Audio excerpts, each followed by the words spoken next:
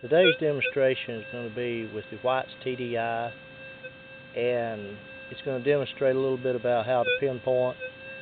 Now, I might add I'm a long way from being an expert, but a lot of discussions on the internet forums today are how difficult it is to pinpoint, but there's a few little tricks, and that's what I want to show you today. I went ahead and ground balanced to about 7.5.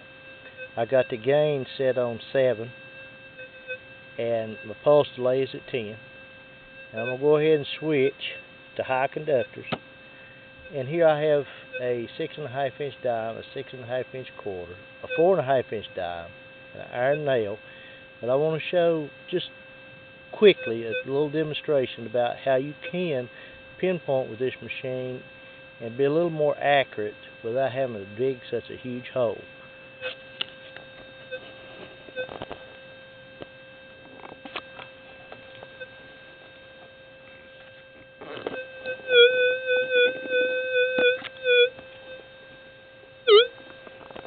Now here's the first coin.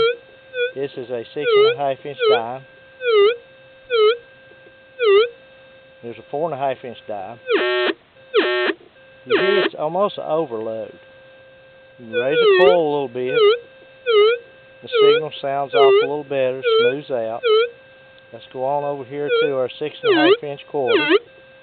Very loud audio. And it seems like it's a wide audio. That's where it takes so long to try to pinpoint the exact location, because the signal is so loud. And here's our iron nail. So what I want to do here, I'm going to go ahead, I'm going to reduce. This is how I found a good way of pinpointing. I'm going to reduce the gain to 6. I'm going to go over them again. See, it's got a little bit softer. The signal doesn't seem to be as wide. 6.5 inch quarter. Iron nail. Now I want to show you something here with a 4.5 inch dime. You can actually tilt the coil slightly, and you can get a location. So if you get if you're out in the field and you get a very loud audio, good chances are it is a shallow target, and this is a way of actually finding out close to where it's at without having to dig. Just tilt just a little bit, and you can rotate around a little bit, and just inside the coil here, just inside that coil, when it passes over, it'll give you audio. Now I'm going to show you what I'm going to do here. I'm going to reduce the gain on down to 5, and that's going to change everything drastically. The audio will be shorter, will be easier to actually pinpoint.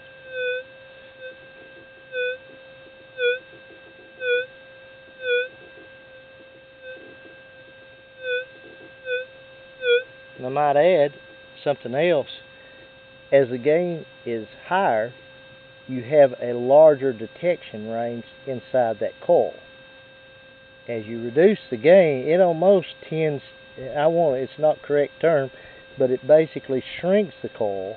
In my mind, how I look at it, it shrinks the detection range to where it's less. It makes it easier to pinpoint. So you move off just a little bit, it's not there. Go the other way, it's not there. So it's almost in the center of that ring, but not quite. It's more pointed toward the back side of that center ring. Let's go to our 6.5 inch quarter. A lot louder. If you'll notice the red golf tee, that's where I have the target actually pinpointed. So I can go just a little bit. And here's the nail. Tilt it a little bit.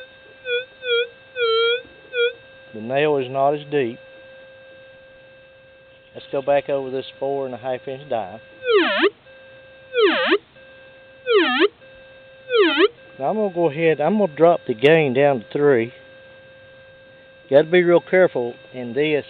What I've found is if you get targets that's deeper than 5 inches, when you get below 4, you'll lose them. Now this one here is about 4.5 inch dime. Still gives a good audio. Here's that 6.5 inch dime. Just barely an audio. Just barely get audio. That's all you get. Just barely. And that's with these low gain settings.